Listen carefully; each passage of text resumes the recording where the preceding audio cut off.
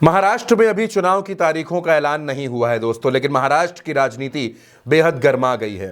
महाराष्ट्र में जिस तरह से छत्रपति शिवाजी महाराज की प्रतिमा धराशायी हो गई, जमीन पर गिर गई, उसके बाद से राजनीतिक पारा बहुत ज्यादा हाई हो गया है। इतना ज्यादा हाई हो गया है कि अब महाराष्ट्र में कभी भी कुछ भी हो सकता है। महायुति सरकार का एक अहम हिस्सा है डिप्टी सीएम अजीत पवार। अजीत पवार की अपनी पार्टी है एनसीपी। वो अपने चाचा शरद पवार से बगावत करके इस पाले में आ गए थे और अब वो अपनी ही सरकार में बड़ी मुश्किलों में फंसे हुए हैं, क्योंकि जब से छत्रपति शिवाजी महाराज की मूर्ति गिरी है दोस्तों, महाराष्ट्र की राजनीति में ये एक मुद्दा बन गया है। और अजीत पवार भी अब इस मुद्दे पर मुखर हो गए हैं, खुलकर बोल रहे हैं। और सिर्फ बोल नहीं रहे दोस्तों, वो अपनी सरकार की बखिया भी उधेड़ रहे हैं। अजीत पवार ने सबसे पहले यह कहा कि मैं महाराष्ट्र के 13 करोड़ लोगों से माफी मांगता हूं। महाराष्ट्रातल्या 13 कोटी जनतेची माफी मागतो की युगपुरुष छत्रपती शिवाजी महाराज हे आपल्या सगळ्यांचं दैवत आहे। वो माफी इसलिए मांग रहे हैं क्योंकि छत्रपति शिवाजी महाराज की प्रतिमा गिर गई। और वो कब गिरती है? अपने उद्घाटन के महज 8 महीने के बाद। उद्घाटन खुद प्रधानमंत्री नरेंद्र मोदी ने किया था। अजीत पवार माफी मांग रहे हैं और इतना ही नहीं, माफी ही नहीं मांग रहे दोस्तों, माफी मांगने के साथ साथ एनसीपी ने पूरे राज्य में प्रदर्शन भी किया। एनसीपी ने, अजीत पवार की पार्टी ने, वो पार्टी जो सरकार का हिस्सा है, गठबंधन का हिस्सा है, शिंदे जिस गठबंधन के मुख्यमंत्री हैं, उस गठबंधन में अजीत पवार डिप्टी सीएम हैं और अजीत पवार की पार्टी सड़क पर प्रदर्शन कर रही है। अभी तक तो अजीत पवार अपनी यात्राएं निकाल रहे थे, महाराष्ट्र की राजनीति में खुद को मजबूत दिखाने की कोशिश कर रहे थे। तब तक तो भारतीय जनता पार्टी और शिवसेना शिंदे गुट को सब हजम हो रहा था, लेकिन अब अजीत पवार अपनी ही सरकार के खिलाफ सड़क पर उतर गए हैं और विरोध प्रदर्शन कर रहे हैं, आंदोलन कर रहे हैं। इतना ही नहीं, वो ये भी बता रहे हैं कि वो 13 करोड़ लोगों से माफी मांग रहे हैं। आखिर अजीत पवार की इस माफी के पीछे क्या है दोस्तों? महाराष्ट्रातल्या 13 कोटी जनतेची माफी मागतो की युगपुरुष छत्रपती शिवाजी महाराज हे आपल्या सगळ्यांचं दैवत आहे। महाराष्ट्र में चुनाव बिल्कुल सिर पर है। कभी भी चुनाव की तारीखों का ऐलान हो सकता है, कभी भी महाराष्ट्र में चुनावी शंखनाद हो सकता है। और इस बीच अजीत पवार का माफी मांगना, अजीत पवार का सड़क पर उतर जाना, क्या महायुति में वाकई सब कुछ ठीक चल रहा है या फिर कुछ ऐसा है जिसकी पर्दादारी हो रही है, जिसे छिपाया जा रहा है? लेकिन जो कुछ भी छिपाया जा रहा था दोस्तों, अब बहुत ज्यादा दिन तक छिपा नहीं रह पाएगा, क्योंकि अजीत पवार खुलकर सड़क पर उतर गए हैं अपनी ही सरकार के खिलाफ, अपने ही मुख्यमंत्री के खिलाफ, अपने ही गठबंधन सहयोगियों के खिलाफ।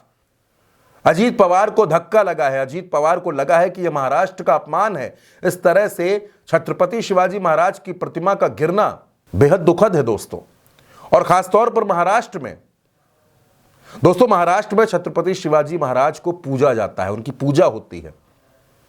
और उस प्रतिमा का गिरना, और ऐसी स्थिति में गिरना जब 8 महीने पहले उद्घाटन होता है, यकीनन ये बात अजीत पवार को परेशान कर रही है। और इतना परेशान कर रही है कि अजीत पवार को कुछ समझ में नहीं आ रहा कि आखिर इस गठबंधन में रुका कैसे जाए।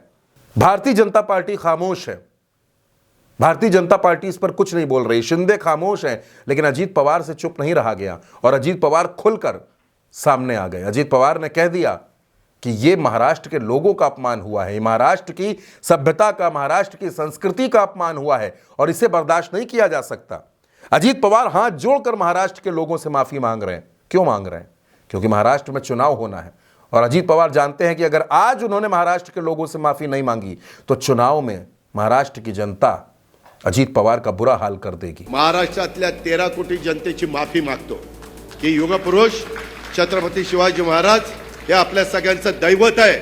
इसीलिए अब अजीत पवार को लगने लगा है कि अब महायुति में रहना खतरे से खाली नहीं है, क्योंकि महाराष्ट्र की राजनीति में दोस्तों ये तमाम सर्वे भी बताते हैं कि महाराष्ट्र की जनता का मिजाज महायुति के खिलाफ है, महायुति से नाराजगी है। ऐसे में अजीत पवार को लगने लगा है कि नुकसान हो उससे बेहतर तो यह है कि अपनी राहें अलग कर लूं। अभी तो वो यात्राएं निकाल रहे थे, जिले जिले पहुंच रहे थे, विधानसभा स्तर तक पहुंच रहे थे, लेकिन उन्हीं की यात्रा में भारतीय जनता पार्टी के नेताओं ने काले झंडे दिखाए दोस्तों। अजीत पवार की यात्रा को काले झंडे दिखाए गए। तब भी यह सवाल उठा था कि आखिर जिस गठबंधन का हिस्सा अजीत पवार हैं, उनको काले झंडे क्यों दिखाए जा रहे हैं? तो अब अजीत पवार ने भी उसका जवाब देने की तैयारी कर ली। अजीत पवार सड़क पर उतर गए और पूछ रहे हैं सरकार से कि आखिर छत्रपति शिवाजी महाराज की जो प्रतिमा गिरी उसमें आपने एक्शन क्या लिया, उसमें आपने कार्रवाई क्या की। अब दोस्तों खबर तो यह भी है, एक और बड़ी दिलचस्प खबर है। खबर यह है कि छत्रपति शिवाजी महाराज की प्रतिमा को बनाने का कॉन्ट्रैक्ट, वो ठेका जिस शख्स के पास था, क्या वो मुख्यमंत्री एकनाथ शिंदे के बेटे जो सांसद भी हैं श्रीकांत शिंदे के किसी दोस्त की कंपनी थी? इस पर भी सवाल उठ रहे हैं दोस्तों, पूछे जा रहे हैं सवाल, और अजीत पवार की नाराजगी बढ़ती जा रही है।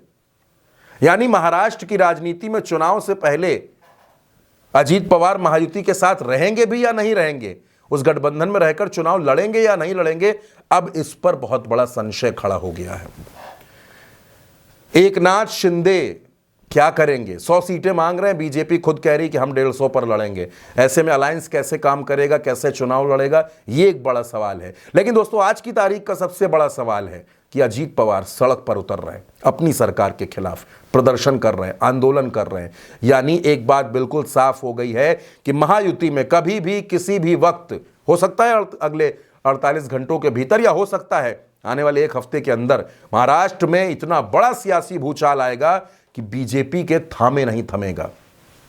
और वो महाराष्ट्र जहां आज की तारीख में भारतीय जनता पार्टी सबसे ज्यादा कमजोर है, उस राज्य में चुनाव से पहले ही बीजेपी की हालत बहुत पतली होने वाली है। दोस्तों इस खबर पर आपकी जो भी राय हो, अपनी राय हमें कमेंट सेक्शन में जरूर बताइएगा और उल्टा चश्मा यूसी को सब्सक्राइब करना बिल्कुल मत भूलिएगा। नमस्कार।